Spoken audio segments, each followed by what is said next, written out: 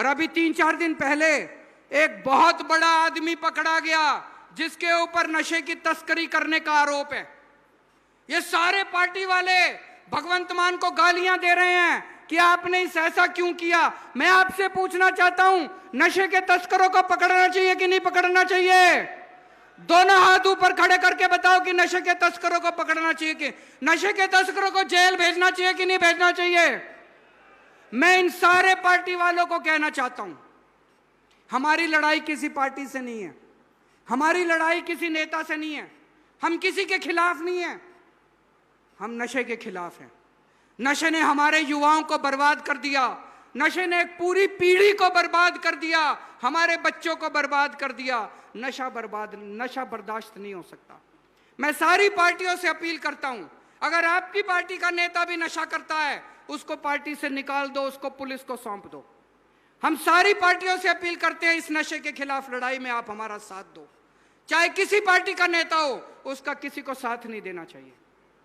हम किसी पार्टी के खिलाफ नहीं है, किसी नेता के खिलाफ नहीं है, लेकिन नशा बर्दाश्त नहीं करेंगे, किसी हालत में नशा बर्दाश्त नहीं करेंगे।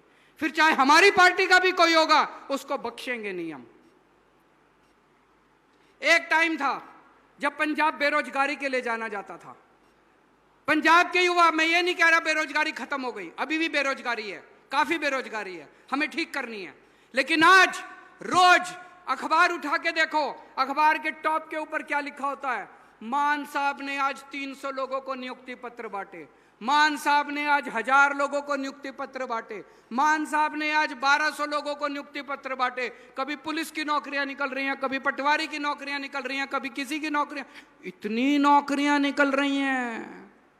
37,000 लोगों को नौकरी दे चुके भगवंत मान साहब, 37,000 लोगों को। कहां से आ रही हैं इतनी नौकरियां?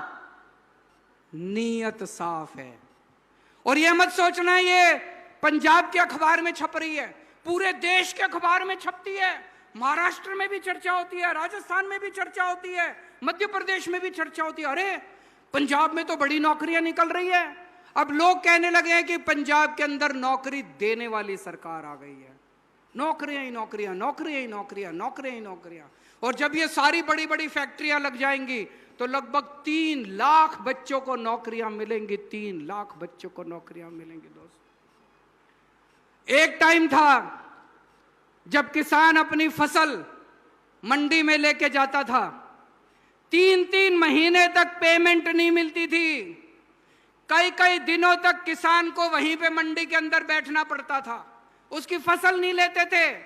आज किसान सवेरे जाता है, अपनी फसल देके शाम को वापस आ जाता है, जब तक घर पहुंचता है उसके बैंक में पैसा आ जाता है। आता है कि नहीं आता है? गलत तो नहीं कह रहा? आज तक कभी ऐसा सिस्टम नहीं हुआ था। आज किसान इतने खुश हैं, उनको 24 घंटे के अंदर उनको पेमेंट मिल रही है। और एक टाइम ऐसा था जब 3-3 महीने तक किसानों को पेमेंट के लिए धरने प्रदर्शन करने पड़ते थे। 3-3 महीने तक किसानों को पेमेंट नहीं मिलती थी। एक टाइम ऐसा था जब सरकार घाटे में चल रही थी। एक टाइम ऐसा था जब नेता कहते थे, सरकार कहती थी हमारे पास पैसा नहीं है, ये करने को भी पैसा नहीं है, वो। आज हमने कभी नहीं कहा 1.5 साल में इतने काम करे, आपकी बिजली मुफ्त कर दी, आपके किसानों की पेमेंट टाइम पे मिल रही है, स्कूल बनवा रहे हैं, अस्पताल बनवा रहे हैं, इतने काम कर रहे हैं। हमने कभी नहीं कहा सरकार घाटे में चल रही है, हमें पैसे की कमी नहीं है। क्यों? पैसे की कमी नहीं है, नीयत की कमी थी। पहले ये सारा पैसा चोरी हो रहा था, अब पंजाब का एक एक पैसा ईमानदारी से आपके और आपके बच्चों के ऊपर लग रहा है। दोस्तों, एक भी पैसे की चोरी नहीं हो रही है। जितना पुराना घाटा था वो सारा घाटा भी पूरा करने की कोशिश कर रहे हैं।